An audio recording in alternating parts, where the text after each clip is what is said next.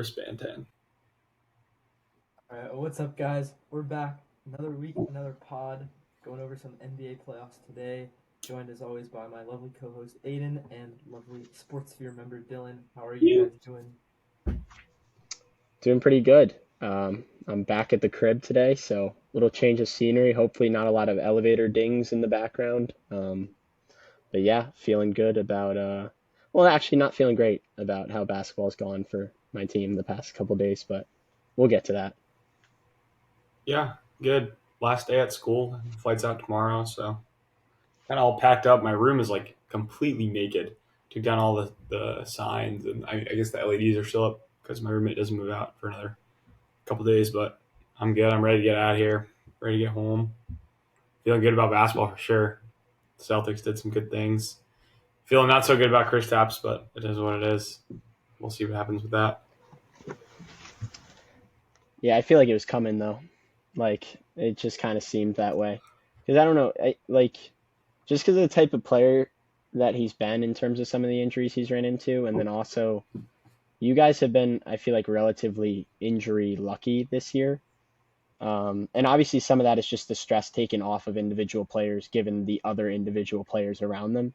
So it kind of makes sense because the roles, I guess, are more subdued than a lot of people would be typically used to. But I guess now is probably a bad time for it because it sounds like he's going to miss the entire second round series, which honestly, I think you guys can do without for at least the second round. It's just if he's back for that conference finals against who knows, like Sixers, Knicks, Pacers, Bucks, one of those four. Yeah, we have been relatively lucky.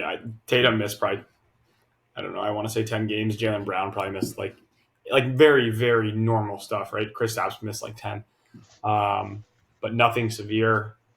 And for this to hit at this time, it does suck. I really don't think you're right. We need him for the second round, but something you're seeing with some of these guys that are coming back from injury is just like lack of rhythm when they get back. Kawhi, right, has Mm-hmm. had like no rhythm in the games he's played in and stuff like that. So as long as Kristaps is back, like I wouldn't even be worried about winning the conference finals without him. I would be worried about how if he came back in the middle of the finals and had no rhythm and was a net negative at the end of the day, that would be a bummer because we need him on the court for the most competitive series of the year, which will obviously be the finals.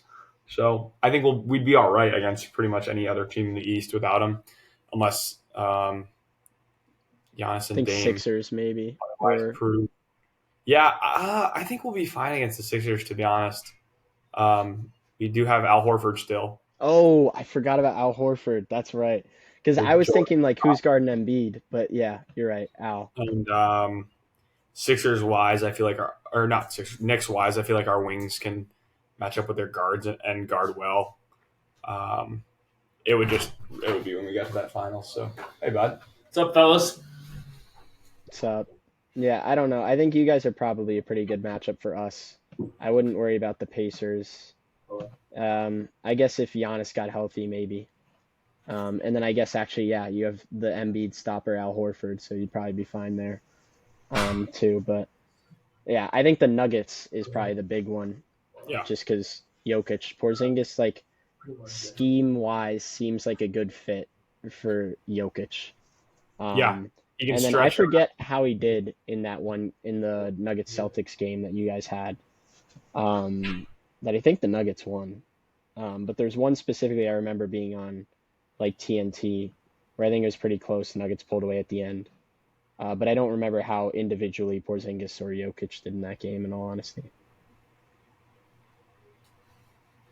Yeah, I agree. I think on both sides of the floor, Porzingis will be good against the Nuggets because he can make Jokic kind of work on defense to stretch the floor. And then on the defensive side, he has length and can maybe stop the Sombor shuffle. Well, and stop it to the extent that it can be stopped at least. Uh, but yeah, as we've seen with the Nuggets, you kind of need like a plethora of big men that can match up with them, like how Dwight Howard was talking about. So maybe the T-Wolves have that in round two. I don't know. Then yeah, the Celtics, if they can throw Porzingis and Horford at him, that would probably also be pretty solid. Yeah, I agree. I think what you said about Porzingis like stretching Jokic out is huge, making him.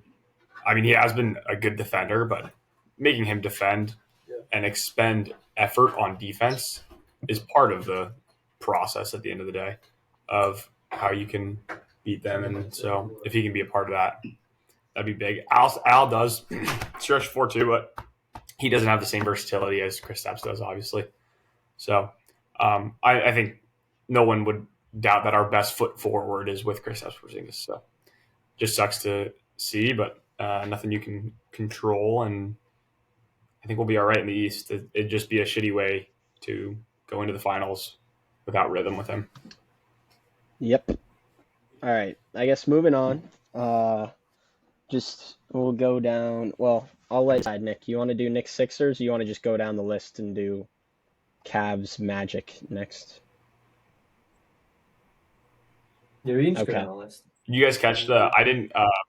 I've been honestly, in all honesty, last 2 days I've been preparing pretty hard for my final. It's a hard class, so I did pass. Thankfully, I got a B plus in the class. So Boom. just saying, but so I haven't watched a lot of NBA, and the game I was really bummed about missing was when I'm looking back at the scores. I see 104, 103, Magic Cavs. Like, come on, I missed that game. Well, They actually both reached 100 points, and it was close. So, do you guys want to tell me like how did it happen? yeah. So Paolo Banchero, very good at basketball. The thing that I'll say that I focused on in this game was the last two possessions for the Magic, where they ran a pick and slide, like pick and pop action with Franz and Paolo. And on the second to last possession, he dished it to Paolo 3. And then on the last possession, instead of dishing, Franz went for himself, which is where Mobley got the block. They win the game. And to me, in that game, I don't exactly remember what Franz's splits were, but Paolo was balling. And so I get some of the misdirection, but I think when you consider the presence that the Cleveland defenders have, specifically like a Jared Allen and Evan Mobley, and you consider how good Paolo was playing, the ball had to be dished to Paolo there. And I've been a Franz guy all year. I mean, until he got hurt for a long time, I think I was saying he might actually be the best player on the Magic. Now I'd go Paolo. But I don't know. That was the thing I kind of harped on, was that final play. I thought the ball just had to be in Paolo's hands, and it wasn't. And this was a series that, like you said, has been low scoring and has been basically 15 to 20 point wins most games, or at least they felt that way. So it was nice to see a close one here. But yeah, that's the main thing that I harped on, was Paolo's got to get the ball in that moment.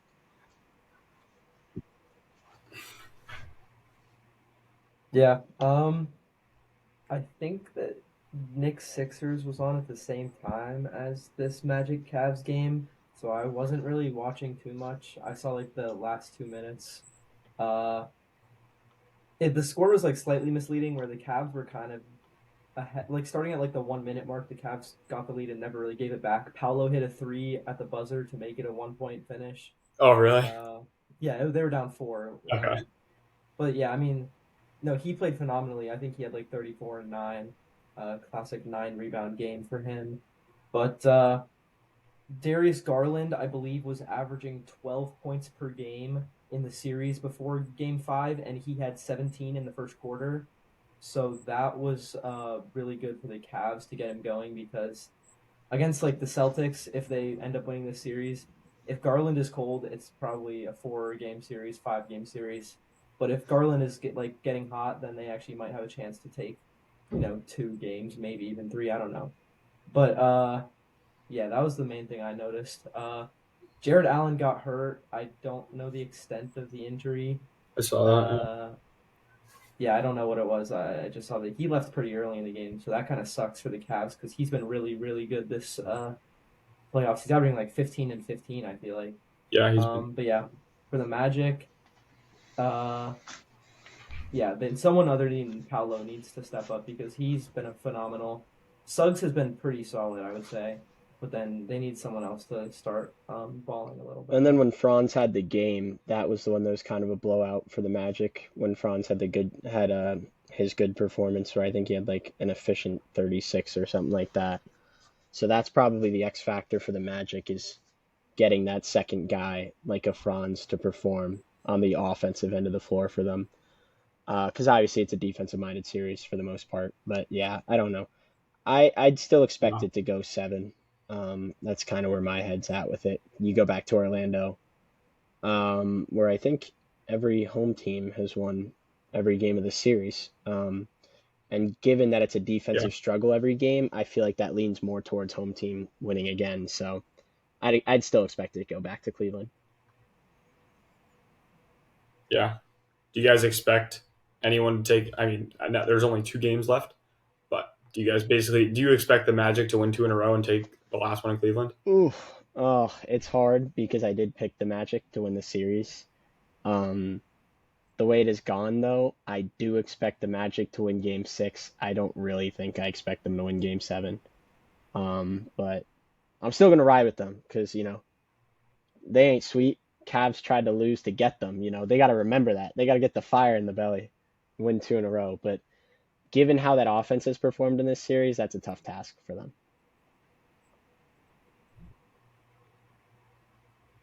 I mean, if Jared Allen I is guess that's out, true. uh, I would very much just take the Magic. I'm gonna do some quick research on that, but yeah, if he's out, I think the Magic will probably win the series because he's been absolutely phenomenal. Um, okay, he's ruled out. Not a ton of helpful. He didn't practice today, but yeah. So I guess we'll see how that progresses. Um, but yeah, if he's out, I would take the Magic. If he's in though, I would take the Cavs because they're just been so much more dominant on the glass and in the paint. And the home team has won every game. Yeah. And then if you're the Cavs, and let's just assume that either they lose to the Magic and or they lose in the second round to the Celtics. What do you guys think they should do in the offseason? Mm, I don't know. I think I would fire Bickerstaff is probably the first thing I would do. And I don't know how popular an opinion that is, but I just run into some issues with the way their offensive game is handled. In terms of a lot of it just turns into you get the ball and go score, or you get the ball and go score, specific to Garland and Mitchell. And I feel we're in an age where even the good teams run a lot of sets. Like even the Celtics, uber talented team, run sets to get guys open. And I don't see the Cavs doing that, like pretty much at all. So that's probably where I'd start. I might think about trying something new in terms of the two guards you have. I think Jared Allen's played so good this year that I would be cautious about moving him, and you obviously don't want to move Mobley because, he's one of the building blocks. And the defense has been there. The offense just needs to catch up a little bit. But I'd say I might fire Bickerstaff, try and find your guy, and potentially run it back. Um, See if you get some role players. I know that's not always popular because a lot of the times it's like, would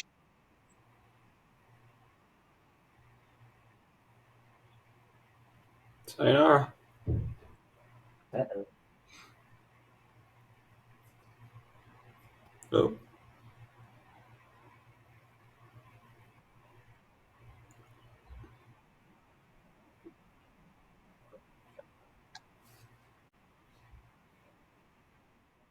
did I cut out or did just my camera cut Nick, out? you want to tell them?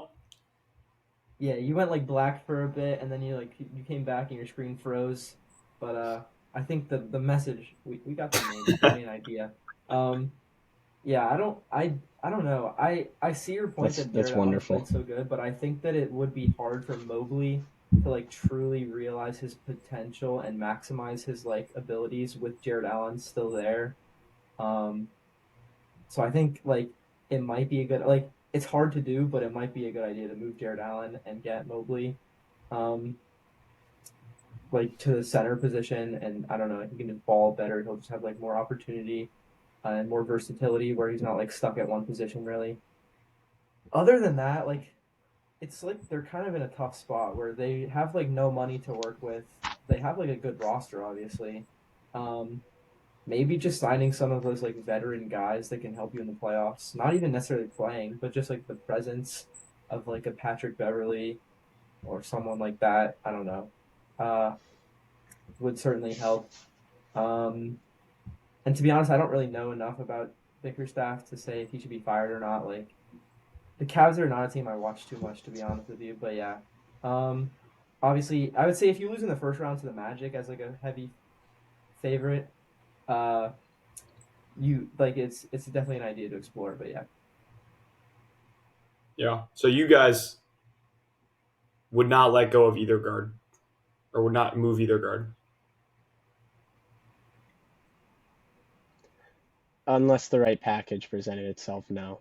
Like I'd certainly take the calls, but I don't know that I'd really move on unless I got something incredibly valuable in return. Like I don't know. If you're trading Donovan Mitchell, it'd be a lot of picks plus I guess some shooters to surround Garland with or vice versa.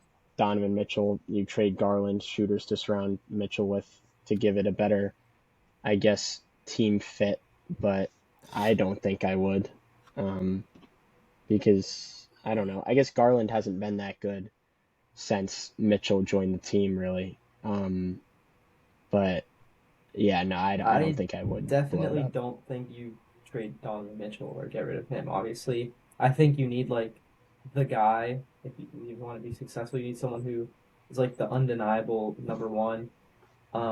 And if you lose Donovan Mitchell, then no one on that team is like a top 20 player in the league, top maybe even top 30, 40, whatever. But yeah, moving Garland, it could work, but also I think something I was gonna touch on in both the Suns and the Magic is like some of the failures on their part is not having a true point guard to run the offense. We've seen with the Suns, their offense is so ugly without the true point guard. They're having Booker play point guard. The Magic, like they do have like Cole Anthony and Markel Fultz, but they're not like good point guards. They're not like facilitators really. So I think like having a true facilitator like that is super important. So if you're gonna get rid of Garland, you have to, in my opinion, go and get like a facilitator. And there's just not a lot of guys that are available that are better than Garland. Yeah. Chris Paul, man. Chris Paul. Actually, the true facilitator is kind of a lost art in the game now. Like, there's Tyrese and then Trey, but even Trey, he's like a premier scorer at the same time. And a lot of his facilitating comes off gravity. Like, you don't Rajon have as Rondo. much of like that. I think Tyrese is the only premier one in the league at this Yeah. point, probably. But like yeah, like you said, a Rajon Rondo, that type of Well, I just mold. even mean someone who's like a true playmaker slash point guard. Like even LeBron fits the category. Mike Conley on the T Wolves, Jalen Brunson on the Knicks. Uh, you know, who yeah, he count. Like you need someone who is able to like run the offense. Yeah. Next And we right. saw the Suns did not have that person. The Magic don't really like Paulo takes the ball up. Is that was kind of where I was going with this. That's kind of it. Like Paulo's a Yeah. good player, but he's not like he shouldn't be your guy taking the ball up. You know what I mean? Like he's not like that elevated of like a floor general yet, where I like Yeah. that's like the right move necessarily. Absolutely. I think.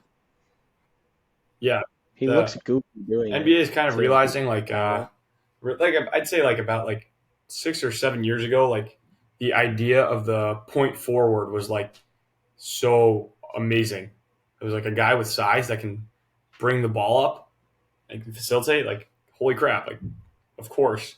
And then you saw teams kind of experiment it with it, and basically like no team like was very successful. Like I don't think anybody won a championship with a point forward, um, unless you count uh, 2020 LeBron. LeBron? But other than that, like I feel like LeBron in general is that. I think his 100%. playmaking's gotten better in his old age, but he's Yeah. always Another point been a center, point Dylan. forward. What? So I'd Another say point even like center. yeah, no, it actually is an interesting point that I was kind of thinking about the other day. Is like I don't know if there's really a clear. Everyone's been trying to push, like you said, to like a clear path to become successful with like a point forward. But I don't know because like you have point centers, Yeah. like that's why the Nuggets work because they have Jokic who is the facilitator of their entire offense. And as I just said, there's not really true facilitators like that that can be your point guard right now. Like there's only a couple. So I don't know. Maybe it's just the way that they're trained to play once they get to the NBA. Maybe it's they're simply not coming up as much as like being that main facilitator in college through AAU ranks and things of that nature. But I don't know because like I guess the main point I had off of listening to Nick's comments is the Magic need to trade at least one or two of their guards because they're just kind of taking up space.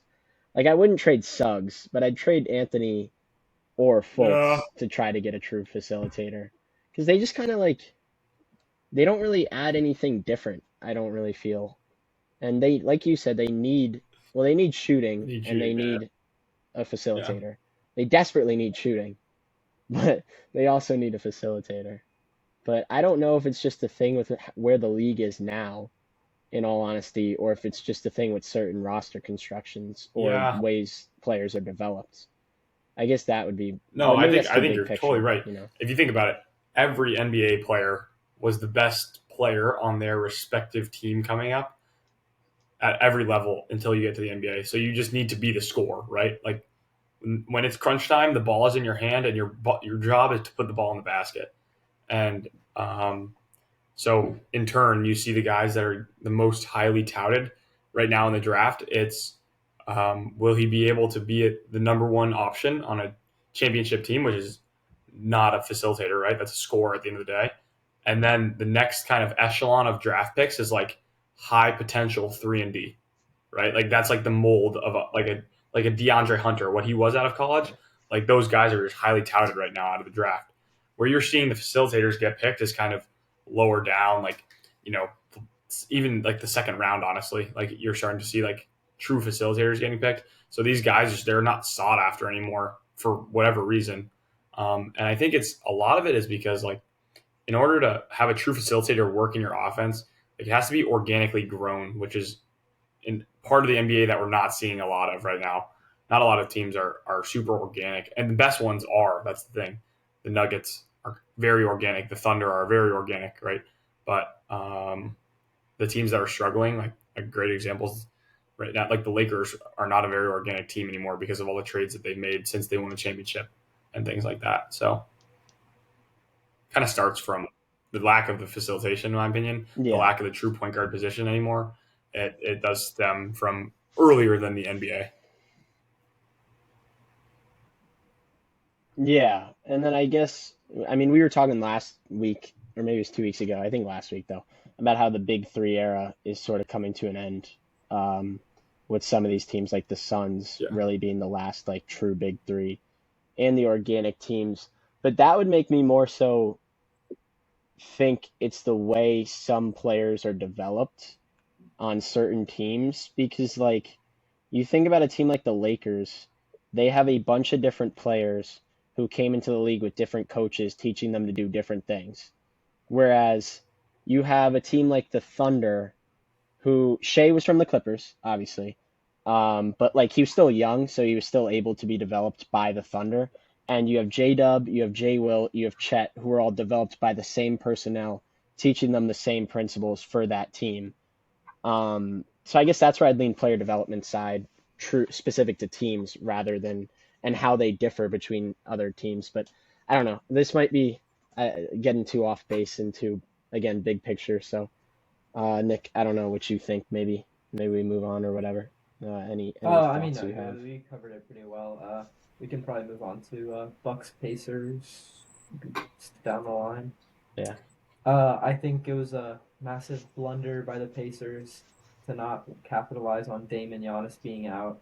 Um, if they lose this game six tonight and then like either of them come back for a game seven, like that would just be the biggest sell of a lifetime. I saw a thing. It's the first time in NBA history that a team has won a playoff game when their top two scorers were out. So just an all around kind of a failure on the Pacers' part. Um, yeah, Fish Middleton, absolutely balling. Brooks Lopez has actually been really, really good. Um, Malik Beasley finally had a good game.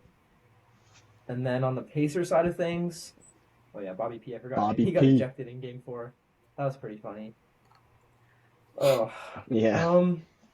the Pacers. I don't know. It's just like Halliburton has just been, he's been okay. Nothing special. The injury I think really has derailed his season, which is unfortunate. And then the rest of the team just like there's not enough talent even like they're like talent wise compared to this Bucks roster to truly like take a command. Yeah, to me, that game really just proved Indiana's Yeah. inexperience, and you know, it's their first playoff series as a group, right? Yeah, Yeah. it's their first playoff series as a group, Yeah. and It so is. just having an opportunity and a moment like that and not capitalizing on it, obviously, if they lose the series, you're going to look back at Game 5 and say that was the turning point. That was it. Nick, did you see Lock and Cash post like 3 posts about how the Bucks are going to win? I actually didn't, but I've seen a lot. I've seen his stuff a fair amount where it happens where the team you don't think is going to win is going to win. Like after, I believe in game 1 of this series, he posted something where it was like it was like one team was -1 but all the money was on Pacers and he was like take the Bucks and then they smoked them. Uh so yeah, I guess that's it's something to look out for on the betting side of it. Yeah. Yeah, there was Where yeah. there was I think it some happened ridiculous. in Go ahead. what was it? I don't know. I don't know. There's another game where it happened too. Maybe it was the Bulls. Everyone was taking the Bulls. Everyone was taking the It Bulls might to have been beat the Lakers Heat in the Nuggets when the play-in Lakers won. because Jimmy Butler was out, and he was like, take the Heat," and then the Heat smoked them. Oh. So there's something to be said about even when you're missing good players, the culture and chemistry and coaching of your team still plays a very very big role. Yeah, I think main thing for the Pacers is given how inexperienced they are, I think they just went in here thinking the Bucks were going to roll over and they were going to take the series, and then they got punched in the mouth and they never really recovered. Like Dylan said, lack of experience played a big role in this one for sure. Um, but I don't know. I think they should probably get serious and take the game 6 in Indiana. But I guess my question, and this is kind of leading into the next series, is if the Knicks and the Pacers both were to blow their 3-1 leads, which do you think would be worse? The Pacers blowing it given Dame and Giannis were out, or the Knicks blowing it given the fashion they did with the whole up Ooh, 6 with 20 seconds Nick, left go first. I got to think about it. thing? I think if you're saying in terms of which one is actually worse, it's the Pacers because you had 2 opportunities to play a team missing their 2 best players and you don't win. I think that would be one of the biggest sells of all time. Um, but I think in terms of what would be perceived as worse by the media and by the public would absolutely be the Knicks. It's 2 massively Well, greater markets, and especially with all the stuff that's been going, like the kind of trash talk and banter between the 2 cities, and the fashion in which the Knicks lost game 5, uh, and the hate that's surrounding Joel Embiid, some of which very justifiable, by the way, but that's unrelated. I think that one would absolutely be perceived as a worse blown lead, even if I guess on an added note too, the Knicks do have the home court advantage, whereas the Pacers will have only blown the lead at like once at their home, whereas the Knicks will have had a chance twice at theirs. But I do think like based purely on an objective standpoint, the Pacers blown one would be way worse because the Bucks team has no all stars, and you're blowing a 3-1 lead to a team with no all stars. Yeah, Like that's kind of shameful. yeah. In a way, I agree with Nick. The Knicks would be like the more covered story, and of course the more like detrimental loss from the outside looking in. But as an NBA fan, like the Pacers' loss would be the more inexcusable one. If the Knicks lose to like if let's just say Joel Embiid has a phenomenal game 6 and 7, you look back on it and you're like, all right, he did things where he was just completely unstoppable, right? Like he's very capable of that. If you're the Pacers and Giannis is 60% of himself for game 6 and 7, because I just read a report and it said he's trying to come back. Giannis and Dame are 60% of themselves each. That you just completely a missed opportunity. And as a young team, like playing in another playoff series would be huge for experience, especially against two teams that, for the Pacers, I don't know what you guys think. Both of you guys, that would be a competitive series. Pacers would not get washed by either the Sixers or the Knicks, I don't think. They'd at least take a game or two, I think. And so losing out on that experience would be really disappointing for them. So the worst loss in my eyes, 100% the Pacers, but coverage wise, media wise, perception of the outside looking in would be the Knicks. It'd just be more covered. Yeah. I guess the only like case in terms of like actually worse would be Knicks having higher expectations coming in to the season, higher expectations coming into the playoffs, a couple of years under their belt, or I guess two for Julius Randle, who's not playing, one for most of the team that is the current roster. But yeah, no, you're probably right. I would say I think feel worse personally to the fans might be the Knicks because you have that aspect of Game 5 where like if we lost the series, I think I'd think about Game 5 for months on end. And I don't think I would like I said this to Dylan actually. I said this to Dylan. I don't think I'd be able to have hope again as a Knicks fan until we showed us until we won another playoff series is honestly where I'd be at. Whereas I guess for the Pacers, there's not like that defining moment. And then the other side of your point, Dylan, I actually think if Maxey has another good 6 and 7, that would probably work more in the favor of the Pacers one being worse because Embiid has been guardable this series. Maxey's been unguardable. He's been unstoppable the entire time. And we'll get to that, and I guess I'll kind of just lean into that a little bit. Our PNR coverages on him have not been good. He has an elite top-level trait, which is his speed, that doesn't allow you to be able to go over the top of screens if you want any chance at success. And when you add in the gravity of the Embiid being the screener guy, that just makes that impossible to guard. So my point would be, like, if Maxey dropped 2 more 40-point games and won 6 and 7, the series would more so be remembered as Maxey torched the Knicks. They couldn't find a way to stop him, whereas the Pacers gave it away when the players weren't there or whatever. Well, not fully, obviously, because Knicks media, sports media, would be like, Knicks, you suck, which they do, or they would. But, anyway, I think I can probably get into that game a little bit and just slide over to Knicks Sixers for the sake of time and whatnot. I got no excuses ref-wise or anything. Well, first, may I just say this has been an awesome series, by the way. I think overall it has been a fantastic series when you consider the entertainment value of the games. There have been no real blowouts. Closest I think we got was Game 3 with the Sixers where they had that dominant third quarter, and it was kind of just us trying to play catch-up. But it's been an awesome series, like, just in general, so entertainment wise, I am glad, I guess, to see another game, but not really because I wanted us to win the series. I really, when OG got fouled by Maxey in transition and dunked the basketball, well, didn't count, but dunked the basketball, fans going crazy. That's when I thought the game was over. And then I was like, dude, shut up. Like, you don't actually think the game's over or whatever. OG misses one free throw, go down, and I think that was the 4-point play by Maxey. I don't know what Mitchell Robinson was doing, and it sucks. It sucks because he's been so good this series. We've seen moments where legitimately Joel just hasn't wanted to go at him because that's how he's been defensively. Like, obviously it's a different story at Hartenstein. Embiid's getting everything he wants on Hartenstein for the most part, which is whatever. But Mitch Robinson's been so good, so it's hard to be mad at him. But you can't do that. You're up 6. You can't foul. And I don't care about the travel league 2-minute report, whatever. I don't care. Like, that's not the reason. If he doesn't foul him and they still don't call the travel, he still makes the bucket. We still win the game.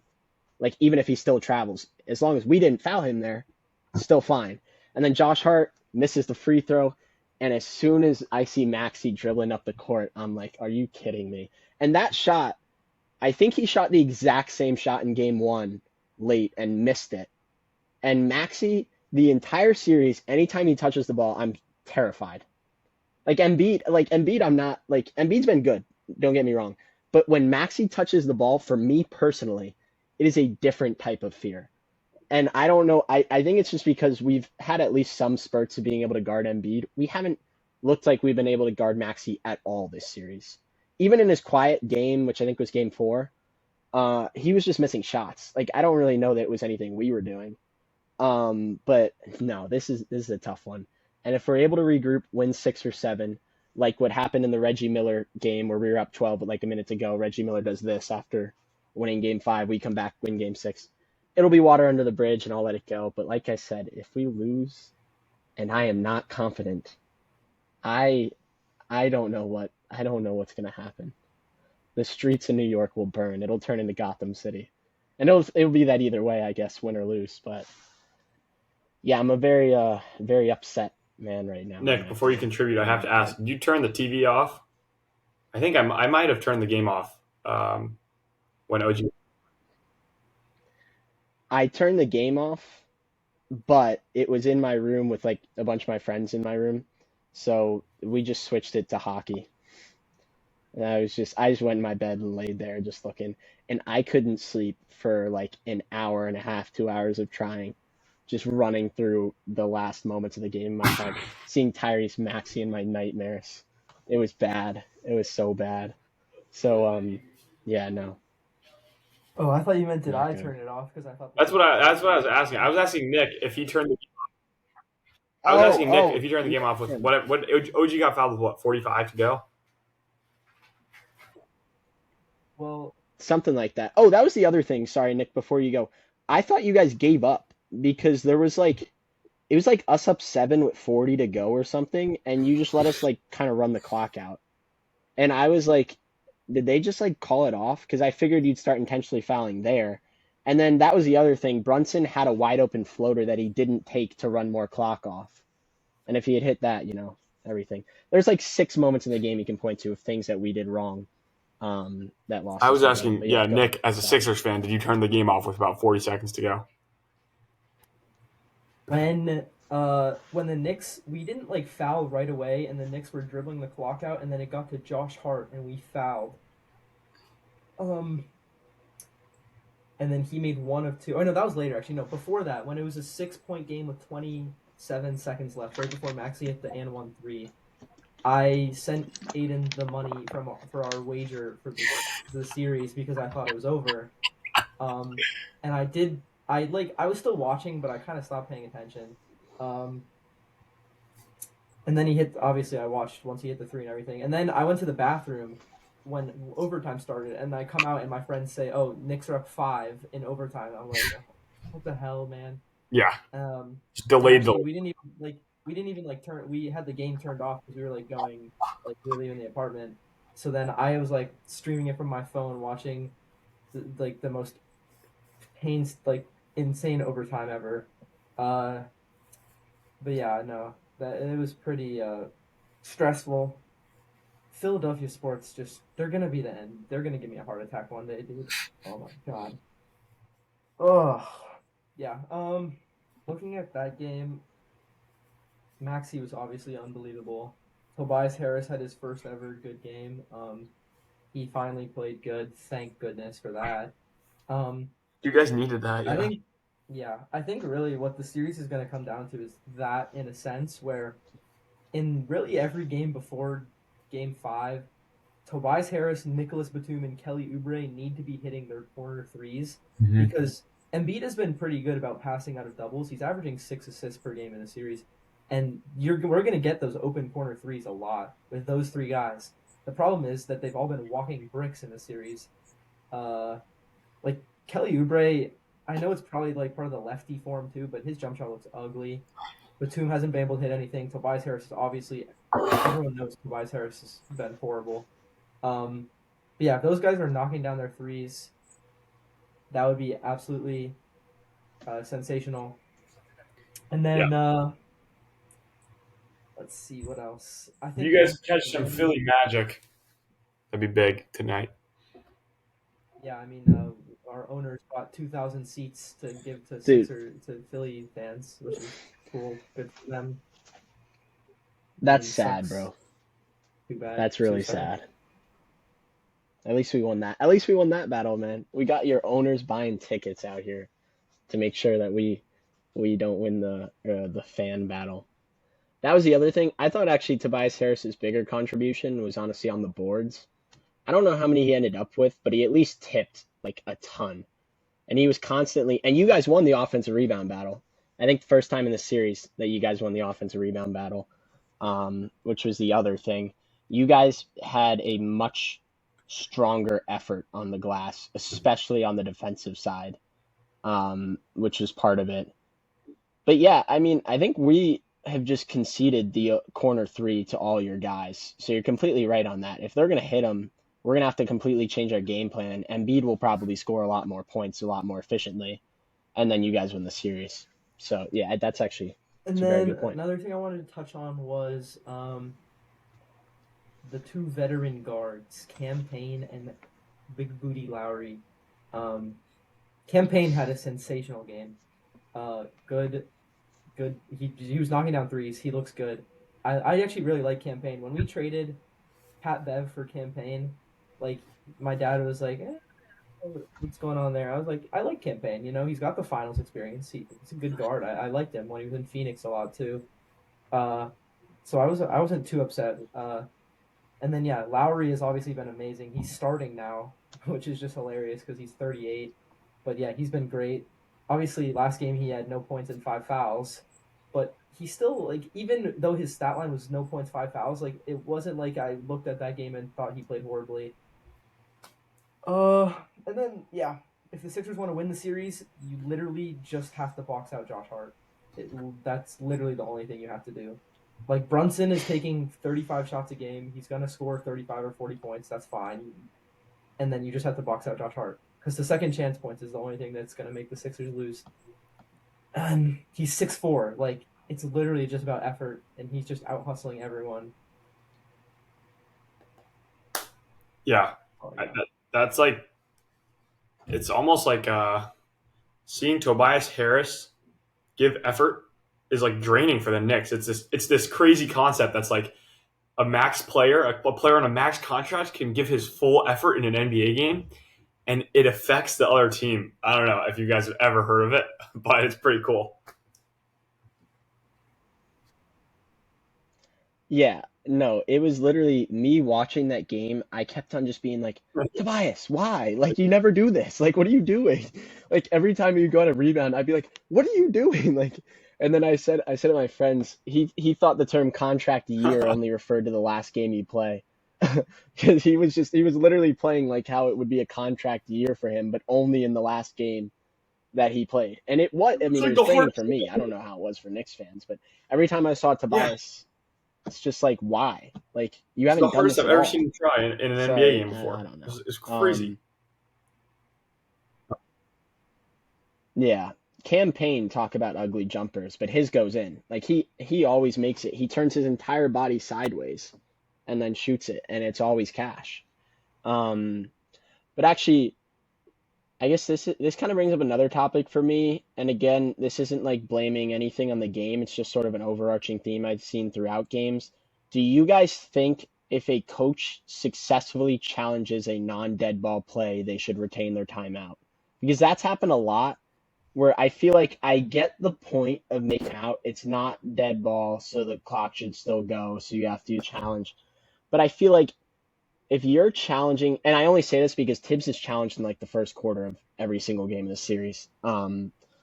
And like, but if you challenge and it's successful, I feel like even though it stops the game, you shouldn't lose a timeout because the refs didn't do their job correctly. And I saw that, like we saw that with the Lakers, I think, where they challenged successfully, lost their timeout, and then didn't have a timeout for the last play of the game. Um, and I know Charles Barkley was talking about it. I think that's something that probably needs to be addressed. And they need to figure out a way around it. I don't know if it's like you substitute that as the media timeout instead of the under seven, if someone were to challenge there or something, but I don't know. I just, that's something I've seen as a common thing on both sides where I think it's happened to the Sixers a couple times too, where they challenge a call, the refs got it wrong, but it's a dead ball or it's a non-dead ball, so then they lose the timeout. So like Tibbs lost 2 timeouts on 2 successful challenges in one of the games, which I just think is kind Yeah, of I wrong. think I'm big on like referee accountability. I've voiced that a few times on here. I think like this is kind of more of a radical change that we probably will never see, but something I'd love to see is kind of take away the wagering of a timeout for a challenge, and instead, I think you should get one challenge for the whole game, and if you win, you get it back, and you can do it as many times as you want. So it will hold the refs more accountable because if they do something wrong, a coach can call you out without like the losing a timeout, and if they know you're wrong, even in the first quarter, they can call you out on the challenge, get it right. But then it also means that you can't just like save your like you have to know that you're right to use that challenge because you will lose it permanently if you get it wrong. I don't know. I think, sorry, Dylan, before I let you go, another thing you can do is take from hockey, where I'm pretty sure if you challenge it, it might be a goal specifically, but if you challenge something and you get it wrong, the other team gets a power play, like it's a 2-minute minor penalty. So it could be something like that, where if you challenge and you get it wrong, it's like a flagrant or a technical or something. But if you get it right, you get to keep your challenges. So at least there's both sides of it. Instead of, I guess, just a simple if you miss the challenge, you lose it. If you win it, you get it back. Something Yeah, like that. I think what Nick proposes it actually makes a lot of sense. The NBA is trying to make as little stoppages as possible, and so invertedly by giving a team a single challenge, and if you use it, you lose it. If you're wrong, it does make so that there will be like less like first quarter challenges, second quarter challenges, right? Like that will just be the nature of only having one challenge, which would be an entertainment benefit for sure. Um, in terms of losing a timeout for a correct challenge, I think it's so stupid. Like I think that's something that has to change. You should never be punished in a sense for correcting or overriding a referee if you like, especially if you know you're right. It's like, am I really going to challenge? Like it makes the coach play a chess match of like, is this timeout worth the 2 points or the ball back? And I don't think that's a situation. I don't think that's fair for an NBA coach to have that dilemma in the middle of the second quarter. You know what I mean? Like that's just not a fair dilemma to have as a coach. And so I think that I don't know what the solution I would propose, but for sure you have to change the loss of a timeout for a correct challenge. When you said Yeah, I think maybe you can keep it. Sorry, go. Okay, I think maybe you can keep it on challenges like the one the Knicks did, where it was the foul on Embiid, and it wasn't a foul on I think Hartenstein, but was instead a foul on Josh Hart. Like the successful challenge where all you do is switch who the foul is on. That I think you can keep the timeout, but it's the other ones that I think are a bigger issue. I was just gonna say to Dylan's point when he said you shouldn't be punished for like correctly, like challenging a player or whatever. That's perfectly well said. Fully agree with that. I think it extends to even more than just like a challenge where it's the sense that like players have to be so like after a game if there was like a horrible call in the game and a player says I think that was wrong and then it comes out that it was right and then the NBA is going to come and fine the player and do nothing about the referee. I just think it's an improper situation where first of all a player can't voice their opinion and second of all a referee like has no accountability. But yeah, that was well said. I think unless you guys have any more to say we can move to the West. Yeah, that's cool with me. Probably won't touch on the Thunder a lot. They just kind of took care of business. I think I had them winning in 5 because I thought that first game they'd come out a little inexperienced, which they did, but they ended up winning the game regardless. And yeah, they just took care of business. Actually, they people are mad because they had like some close games, but I'm actually relatively confident in them for a second round series against either the Mavs or the Clippers, I think. Especially when you consider the point that those two teams are at, where like Luka has had his first like Yeah. truly great game, I think, yesterday. And he's obviously dealing with some knee issues. Kawhi has put the Clippers out of rhythm when he plays, and then they haven't looked good without him either outside of game one. So it's like, what do they really do at this point? So I think that's probably all I would say for them. And then in terms of Clippers Mavs, the series, people thought it would be even with the Kawhi injury in terms of just like the overarching series. I think maybe people were expecting closer game to game because we've seen some blowouts, like last night where the Mavs took over in the third quarter, and Luka really took over in the third quarter and got there. But I don't know. Hopefully, we get a master class of the last two games where I think the biggest problem for the Clippers is kind of just when Kawhi is out. PG and Harden have shown signs of being good, but they've also, Harden's always been an inconsistent playoff performer, and so is PG. So like a game last night where they can't get it going, they can't really get anything going if those two both decide to have a not great day on the same day. Although Harden's been pretty good most of the series, or at least like good enough to get the job done. I feel like yesterday was probably the first time where I really thought his play was detrimental to the team's success, in terms of the series. But yeah, that's what I got for that one. Yeah, I think if you ask people prior to playoffs, how would the first 5 games of the series go?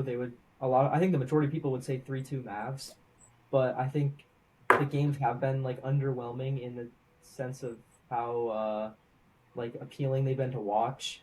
I think we've really only got like 2 close like fourth quarters for the most part out of 5. Like obviously the one yesterday or 2 days ago was like the biggest blowout in Clippers history in the playoffs. I think I saw. Um, yeah, like to be honest, on the Clippers side, it's kind of like it's it kind of is what you would expect from this team. Like if you look at their roster with no Kawhi and their 2 best players are Harden and Paul George, it's like, oh, 2 of the most inconsistent playoff superstars of all time, and that's exactly what they've been. Where we've seen both of them have absolutely amazing games, and we've seen both of them play absolutely horrible and score under 10 points. Uh, and then I think the X factor has been Russell Westbrook, and he has been horrible. I saw a clip yesterday of like some fans sitting behind the Mavs bench, where every player on the Mavs bench is just talking about like let him shoot, let him shoot.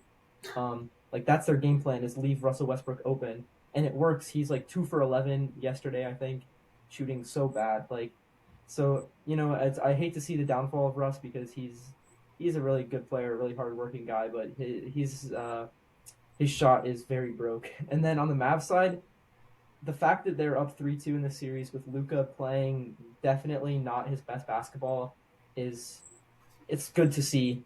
Kyrie has been obviously amazing. And then yeah, I think the Mavs should be able to close out this series. When do they play tomorrow? Maybe, but yeah.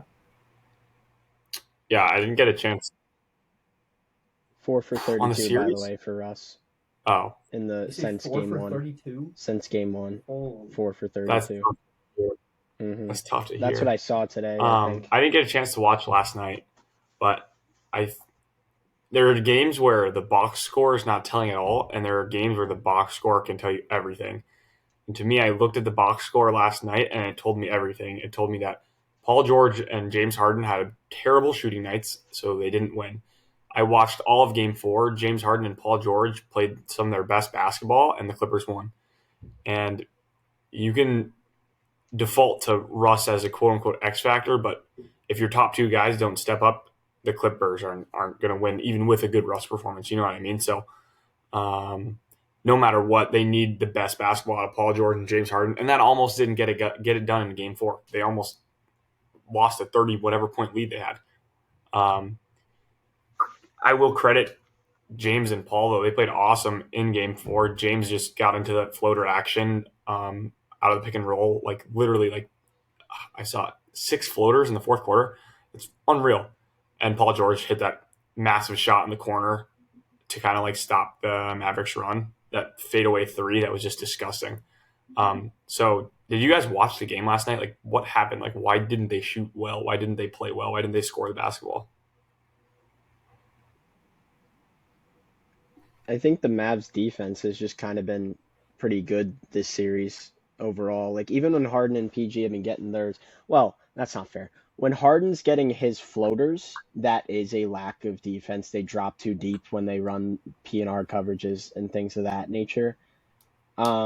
PG, I feel like their defense overall has been pretty good or not. He's hitting his shots, and he has been inconsistent even within a game. Like he had 28 in the first Yeah, half, and then yeah, 6 in the second half of Game 4.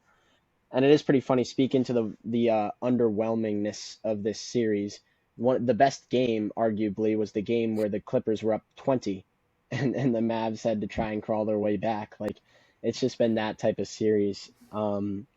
Overall, I problem for me, the Clippers Mavs series is always at the same time as something else. And for it, like I think like yeah, one of my friends is like a Predators hockey fan, and that game is like to a T, same time as Clippers Mavs. So that's been the game on the TV. So I haven't watched it that closely. But what I will say is the minutes that I have watched, the Mavs are moving as a unit defensively. Kyrie's been incredibly aggressive, and it has worked in their favor, especially in terms of poking the ball free. And Luka in isolation hasn't been a complete net negative.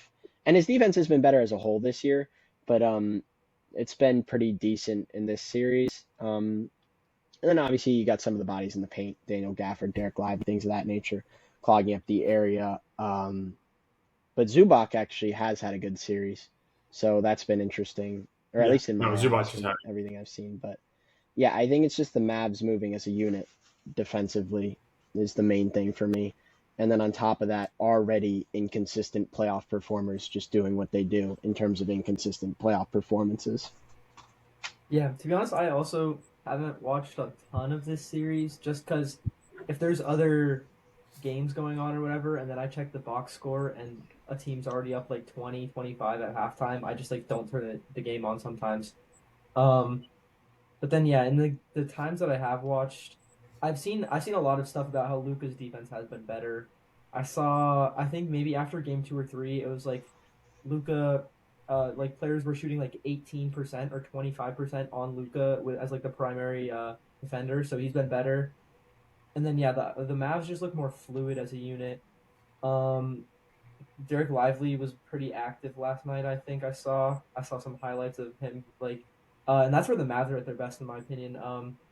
They set like a team record for dunks this year, which is kind of just like a fun stat, but like it's very true to like who they are as a team with Lively and Gafford just being like lob monsters for Luca and Kyrie. So it's just like it is like a fun offense to watch, and I actually think the Clippers could take some lessons for that and feed Zubac some more because he's actually been playing pretty good in this series. He's had some pretty good games where he's putting up like very good double doubles, like first half double doubles even. So maybe feeding him more against like especially when Lively's in because he's like a rookie in the playoffs. You could definitely take advantage of that. I think Zubac a little bigger too. Um, but yeah, I think the Mavs are winning. Just like they're more fluid on offense. That's the other thing too. I saw something actually that said Zubac's on-off defensive numbers have been the second best in the league, only trailing Rudy Gobert. And I think the Mavs have done a really good job of pulling him out of the paint when Kyrie specifically likes to get going downhill. A lot of that has been Kyrie in the fast break. A lot of that has been putting him in screen action. Like a guy like Luca goes at the paint, but Luca loves to stop at the elbow, step back, and take that mid range. So he's not as much worried about Zubac's paint presence.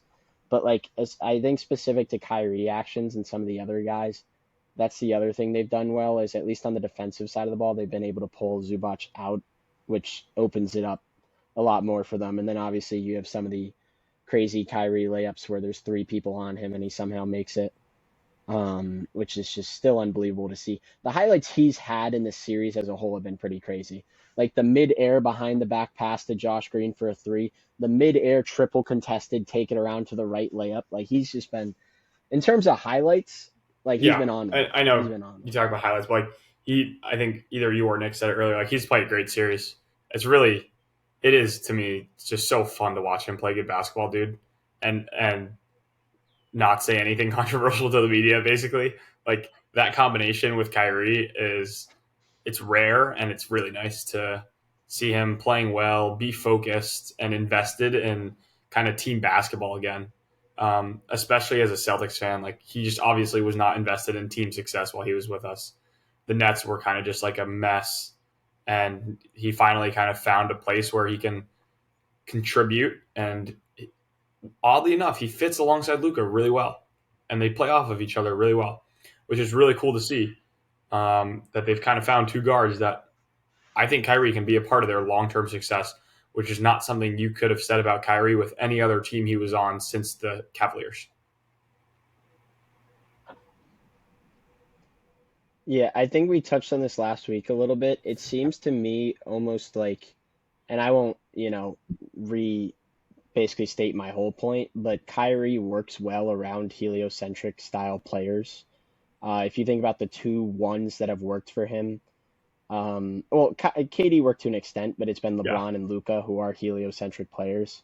And I almost feel like KD works too well with like sometimes taking the back seat where it's like roles aren't as defined. Whereas here, Kyrie knows what he's here to do and he does it. And like with LeBron, he knew what he was there to do and he did it.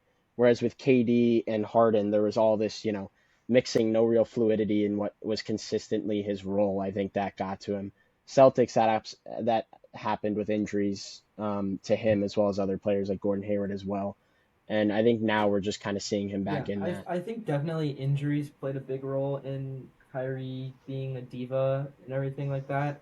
Especially like in Brooklyn, they were up. They destroyed the Bucks in the first two games of that series, like 2 or 3 years ago, and then Harden went down, Kyrie went down, and then KD's foot was on the line, or else they beat the Bucks, and the Bucks end up winning the whole thing. So injuries have definitely derailed some of his like play, but yeah, it's great to see him. Like I literally have not seen like any social media post about Yeah. Kyrie in the media, blah blah blah. I've seen nothing about him, which is, um, it's just nice to see that like he's not getting criticized. He's not like there's nothing crazy going on with Kyrie, so it's just basketball. Yeah, I applaud him for being focused again. And it's a good funnel. I don't know. Who do you guys think is going to be better suited to beat the Nuggets out of the three teams in the West? I'm just assuming the Clippers or the Mavericks win the series because I think both you guys said you assume, and I would predict 6 or 7. I think the Mavericks Yeah. are now going to come out of the series. So, what team of the three do you guys think has the best shot at taking the Nuggets down? One right now, T-Wolves, Timberwolves. Ooh, I think so. I think the winner of the series goes to the finals. They have to play the Celtics, but I think the Nuggets T-Wolves series go to the finals. Dude, Anthony Edwards has been so impressive to me, so good. I love Ant. So his personality's awesome. His energy on the court is awesome, dude. He's almost like a Tyrese Maxey like energy bunny, except he's also like a great defender too. Like he's just like he's so entertaining to watch.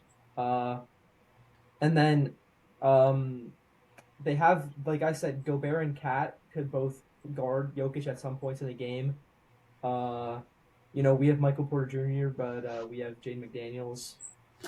Maybe Ant could guard. Like they have the personnel to maybe give the Nuggets some trouble. Uh, and in the end, like the Nuggets beat the Lakers. The Lakers led for most of the series. Um, and a lot of it maybe come down to the Nuggets had the better fourth quarter. They had more energy. They had more movement on offense, more cutting. And I think the T-Wolves are a team that can definitely just like stifle an offense. So if they're getting out to the leads like the Lakers did, I think they have a better chance to hold them and have a chance to absolutely win the series. I may be inclined to take the T-Wolves. I'll have to think on it more, but yeah. I think the Nuggets had championship hangover in the first round of the playoffs. That's just kind of how I felt. They were so confident they had it. They didn't even care. Like that's actually how it looked too. Like they wanted to test the limits of what game they could beat the Lakers in. How much could they be down by to beat the Lakers? Like that's just kind of how it felt to me. Um to I think Dylan's point earlier, it might have been Nick's. You do have to throw body. I think it's actually Nick's. You do have to throw bodies at Jokic. I think Gobert and Naz Reid are the two that are good for him, just because Cat's been better defensively, but he's still not, an elite level defender. Unless you're going to try that Rui Hachimura stuff, where you put Cat on Jokic and have Gobert just like drift like AD, which I hate, by the way. That's just stupid to me. But no, Jay McDaniels has looked good offensively. He's been elite defensively. So you throw him on Jamal Murray, or you throw Ant on Jamal Murray. They have the defensive personnel to not run the stupid pick and roll coverage that the Lakers consistently ran, where they had Reeves run around the top end of the screen and Davis in a deep drop so that mid-range merchant Jamal Murray could hit the elbow jumper for the 1,000th time in a row with absolutely no adjustments Literally made, zero. like at all. The Timberwolves have the personnel to both adjust to different game plans, try out different things, and create different P&R coverages. They're another defense that moves well as a unit. They have Anthony Edwards and Jaden McDaniels as elite level, or at least very good perimeter defenders. Naz Reid has held his own on the perimeter, and he's also a paint presence, and obviously Rudy Gobert as well. I think if Cat can get going offensively, that could cause a lot of problems in terms of probably making a guy like Jokic potentially work on him unless they stick him on Rudy. Or even making a guy like Aaron Gordon go to work on him, things of that nature. So yeah, I'd also go Timberwolves as much as I was talking about how the Thunder look good. I just don't think the Thunder have the bodies for Jokic. Obviously, they have Chet, who's a floor spacing center, so that could cause issues on the other side, where you make Jokic work defensively at all three levels. But defensively, I just don't know what the game plan would be on the combo of Jokic and Aaron Gordon. I imagine it would be Chet on him with like Chet on Jokic, that is, with, I don't know, Lou Dort you probably want to throw on Jamal Murray. So probably like Shea or J-Dub, I guess, on Aaron Gordon. Or I guess maybe Giddey. Maybe they switch it up. But I think the Timberwolves are probably playing better and they match up better. So I'd probably go Timberwolves in that One one. last thing I would say is I think it's going to come down to Jokic's jump shooting in the series.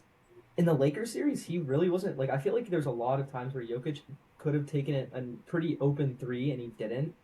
I think against the T-Wolves he'll have to, just to keep Gobert honest. We've seen in past years that the key to beating a Gobert team is to get Gobert out of the paint. So if Jokic isn't shooting, that allows Gobert to sag off more, which will definitely be a huge advantage for the T-Wolves. But if Jokic is knocking down his threes like he can, I think then the Nuggets will probably win the series. But yeah, that's all I've got. Dylan, who do you think is the best to beat the Nuggets? I mean, first of all, I just think that the chess match between coaches in a Nuggets Timberwolves series is going to be awesome. Seeing what Mike Malone draws up to try to get around the Timberwolves defense, and then watching the Timberwolves defensive adjustments is going to be great. Because to Flood's point, like, it is literally brain rot. It was brain rotting to watch the Lakers play defense in this series. They would just let the same thing happen over and over and over again, and then whoever was involved in the pick and roll coverage or in the pin down coverage would just look at each other like the same thing didn't just happen for the 80th time, and so that was just terrible to watch. Potential wise, I think the Timberwolves have such a unique makeup and something that we haven't seen the Nuggets like run into yet in one of their in their deep playoff runs. And so giving them a new look will be good. And because of that, I want to say the Timberwolves, but just to give another perspective, I do think the Thunder there's a couple different things with them. The rebounding, how young they are, and just like the overall matchup, I think Jokic would just dominate them at the end of the day. So I don't think it's the Thunder. If you're looking at it from a Mavs perspective, obviously they give them a unique look because it's Luka Doncic, and just seeing how the Nuggets would guard against two such elite guards and scorers, whereas the Timberwolves only have one. So the attack is just kind of coming from two different points. And I don't know. I think that no matter what, my preferred series for the rest of the West would be Timberwolves, Nuggets, and just assuming the Nuggets win, I would want to see them match up with the Mavs in the conference finals. I think that would be the more competitive series. So, as for the best chance to beat the Nuggets, probably still the Timberwolves, though. I think what I would say to that point, though, is although I don't think the Thunder match up well to the Nuggets, I don't think the Timberwolves would automatically beat the Thunder. I think that's probably a better matchup for them because I think it could. We have seen it be problematic in the past where guys pull Rudy Gobert out in the playoffs, and Chet has the ability to do that. And I don't know that the thing for the Timberwolves is they do kind of have an offensive ceiling to what they do. Like they've incredibly in the Suns series, they were very much outperforming what they're typically accustomed to in terms of what they do on the offensive end.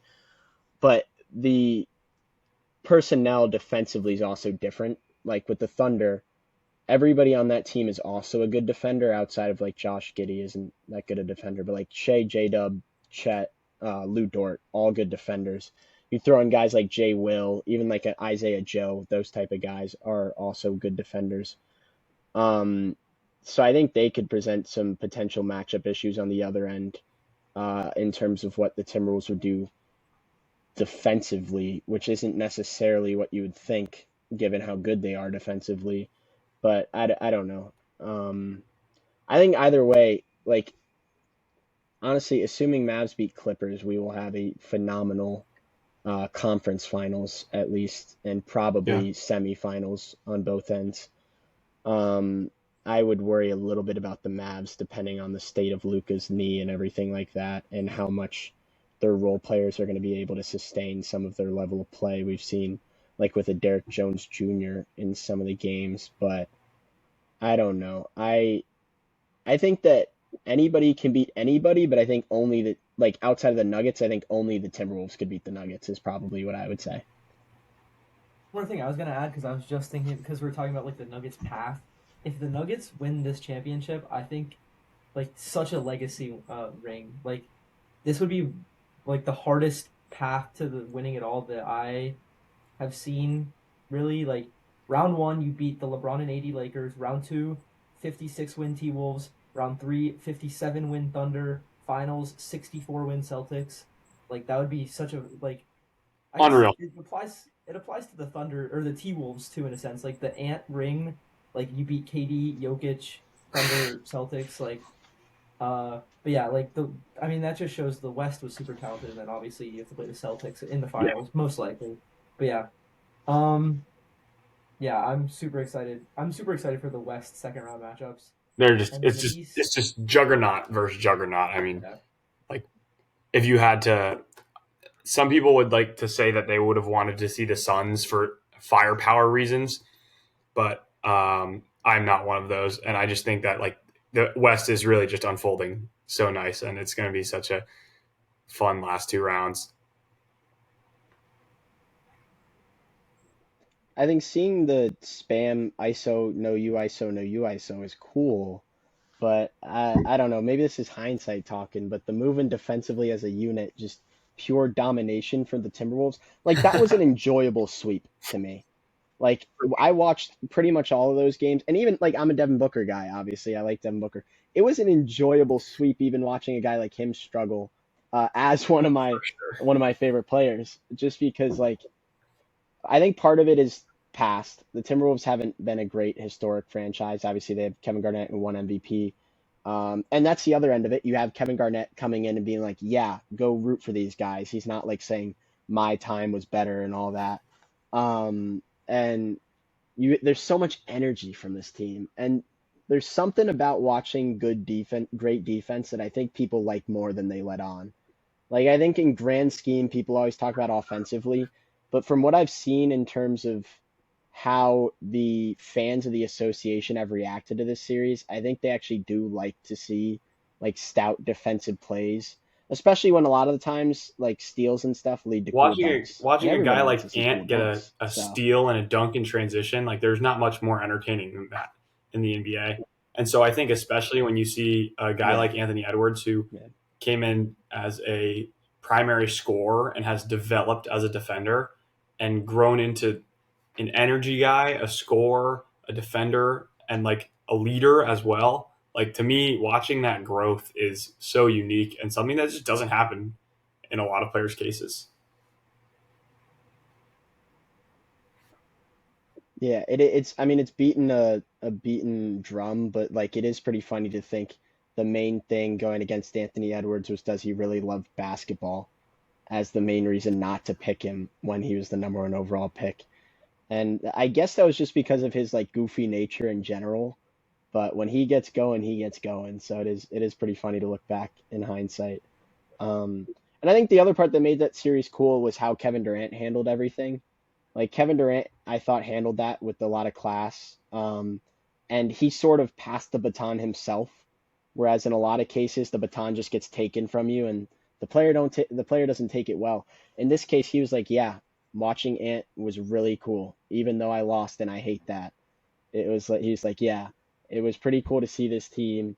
It was pretty cool to see this player take over this game," and I loved that out of him, especially as a guy who hasn't always been in the fan favor or be a Yeah. fan I favorite in mean, some I of his think moves in the past. the clip of Ant going back down the court talking shit to KD while KD's just smiling and like soaking it in is so I love that clip so much. Like it's so fun to look at. Um, but yeah, I think it's definitely like a passing of the torch, and it's like it seemed people love Anthony Edwards. Like I mean, like the pros think he's like so phenomenal. The obviously the MJ comparisons are one thing, but like they seem to like people seem to think Anthony Edwards could be like the guy of the future, the MVP, the next like legend of the generation, and this could be the beginning. But it's so fun to watch the Heels. there's few guys in the NBA that truly no one hates, and for now, one of those guys is Anthony Edwards. Nobody dislikes. Of course, Yeah, he'll get with there. success will He'll get there for absolutely sure. come the hate. But for now, no one hates him. And I want to touch back on KD real quick. If you guys had to just take a shot in the dark, what team is he on next year? Suns. Sorry, it's boring, but that's kind of where I would go with that because I don't really see Ishbia blowing it up. Um, if I had to guess on a different team, though, I would go Thunder. So that'd be pretty cool to see if that were to I happen. saw something on Twitter that said that he could go to the Heat, which like it kind of makes sense from like a team construct standpoint, You, but they don't have the assets without giving up like Bam or Hero. Tyler Hero. Like Yeah.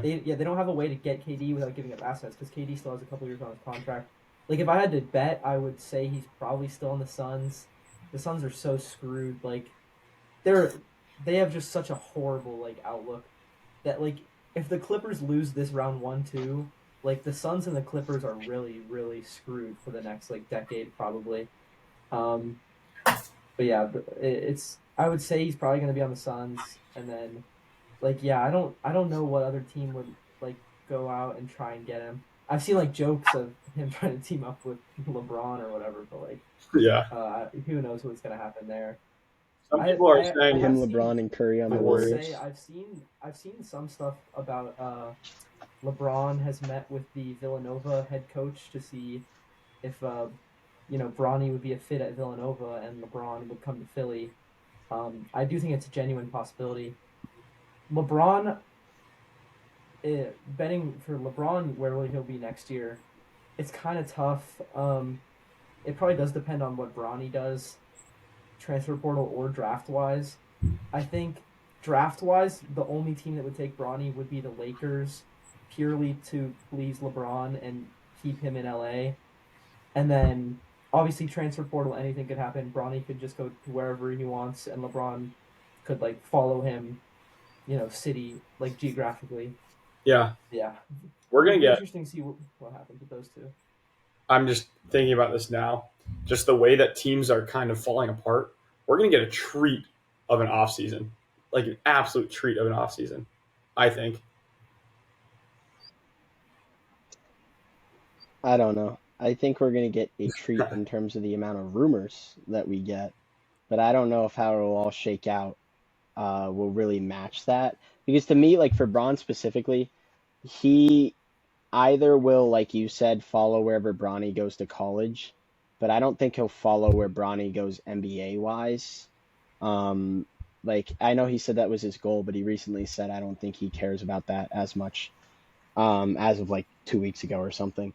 And I think he'd need a really good reason to leave the Lakers, in all honesty, with where his mindset is. Because obviously he said he's retiring very soon, which we don't know what that means. I think 1 year, honestly, is probably where I'm at with where I watched him. He has 1 year left. And I don't know if he'd move either away from his family or move his family for one more year, unless it was a situation like one with Philly where his son went to Villanova and it made a lot more sense in that regard for him to go join his son like on the Sixers. That's the only scenario where I could really see it. Um, because one, I don't think he wants to go join a super team just to kind of make his like legacy a little less or a little extra tarnished in some people's eyes, even though he is 40. Um, and I think he's gotten to the point where I don't think he exactly cares about adding more legacy boosters. Like I think he cares about not hurting it really, but I'm not sure how much he cares about adding to it at this point. So I think for him it actually is more about his family and keeping them together, whether that be Bronny going back to college or him just staying in LA. Because I don't think he dislikes LA. Like if he disliked LA, that'd be one thing. I think he likes being in LA. I think he likes being on the Lakers. He likes having his family with him and all that. And I do think delusionally in his mind, it does seem like a team that can win a championship, which I guess if they make a couple moves, yes, or fire Ham and Cheese, which I heard is coming within the next couple days, then like I think he would. I think he wants to stay in LA. That's mainly what I'm getting at. So a great reason not to is the only way I see him Interesting. going I just, anywhere else. from my perspective, the Lakers can't like just run it back. I don't know. That would just be like stupid. So something's got to change. I don't Yeah, disagree. Their role players have to improve immensely, yeah, and yeah. D'Lo probably has to But be the main, gone as yeah, the well. real reason why I'm like the Um, treat of the offseason but to me is that if the Cavs are a first round exit, they have to make a move. If the Hawks are a first round exit, or I mean the Hawks have to change something in the backcourt. The Lakers have to make a move. The Clippers are just in fucking shambles. The Suns have to make some type of move. They're not going to be able to move Brad, so they're going to have to make something happen. It would be really disappointing to see the Suns run it back. That would just be like the shittiest decision ever. But they might be stuck there, so that would suck. But there's a lot of teams with studs that have to make a move in my eyes. So you got a lot of faith in the I Hawks don't think that they're they'll going to make a move move, Dejounte man. or Like Trey. I know that they need to, dude. I know that they need to 100%, but I'm not sure I trust that front office There's no to way. actually There's be literally no way competent. they don't Like move I don't know Dejounte or about Trey. that. Well, who do you think will get moved and I where? have no. I have Like no trade to the idea. Lakers, trade to the I Spurs, actually saw something DeJounte to the about trade Pelicans. to the Spurs. You have one being Trey. That'd be fucking dope. But Hmm. if on the Spurs, I'm letting That'd be Wemby just awesome. But at grow. the I same don't want time, to freaking touch any other star player right now. I think if you're the Spurs, you wanna at find the same someone to time though, with like, maximize Wemby's potential because, dude, every clip I see of the Spurs is people hating for like dude. Jeremy Sochan, I hate watching him play basketball. Yeah, Like he's it's so ugly. he's he's like a horrible jumper, but he thinks he's him. He like goes like 2 for 9 in a game. He'll take like 5 threes.